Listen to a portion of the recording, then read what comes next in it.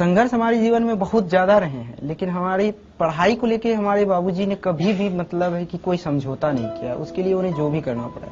एक समय ऐसा था कि रहने के लिए घर नहीं था, तो फिर स्थिति ऐसी आई कि कैसे रहा जाए, मतलब कैसे क्या हो जाए। तो माँ लोग चली गई मामा घर, माँ और दोनों छोटी बहन।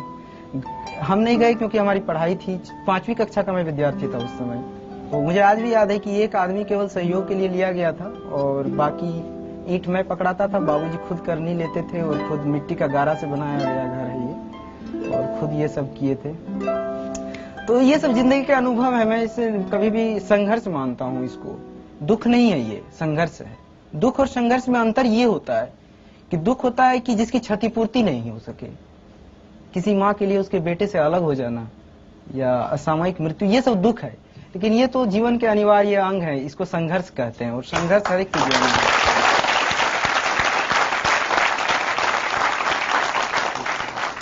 पिता ने आपको पढ़ाने के लिए अपने खेत बेचे भी हैं? जी हाँ, हमारी 80% खेत बिक चुके हैं। और जब पहली बार सिलेक्ट नहीं हुए तब उन्होंने क्या कहा था? हाँ, उन्होंने एक चीज कहा था, मैंने ये चीज बाद में मैंने जाहिर भी किया कि इस भावना को।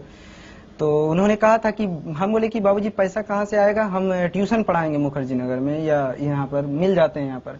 बोले कि नहीं, तुम ट्यूशन मत पढ़ाना और तुम अपनी पूरी पढ़ाई जो है अपने पढ़ाई पर ध्यान दो।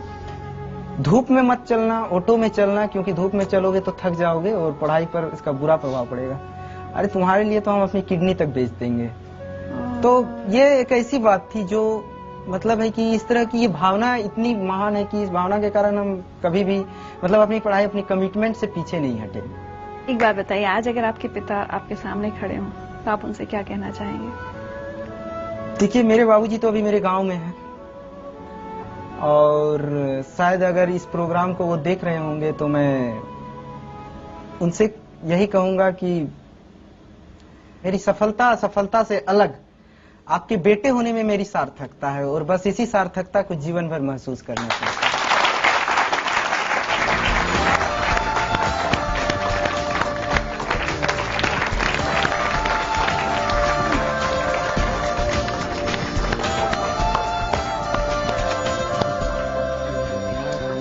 ये तो सरप्राइज। प्रेम कुमार जी, हाँ बोलिए। कभी सोचा था खेती किसानी करते वक्त कि एक दिन बेटा एक सरकारी अफसर, सबसे बड़े सरकारी अफसर की गद्दी पर बैठेगा? एकदम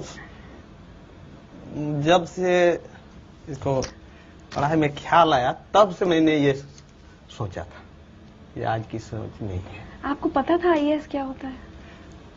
आईएएस क्या होता है ये पता नहीं था, लेकिन अफसर जो होते हैं मेरे जिला के, हाँ। उसको तो देखे थे।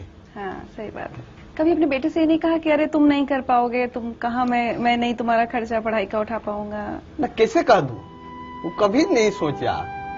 मैंने खर्चा उठाने के लिए तैयार था, मेरे पास जमीन थी, जमीन बेच कर देते। मेरे पिताजी ने मुझे मरने के बाद दिए।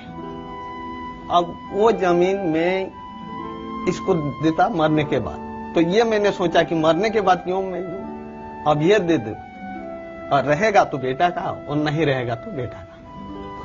उधर देखिए। सिंघो जी के बेटा कैसे हो? आप खाने पाने के ध्यान दीजिए। आप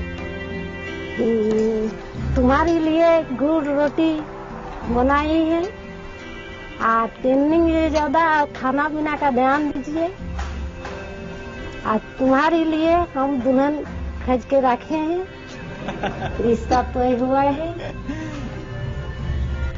खाना आपको तैयारी गुड़ रोटी है।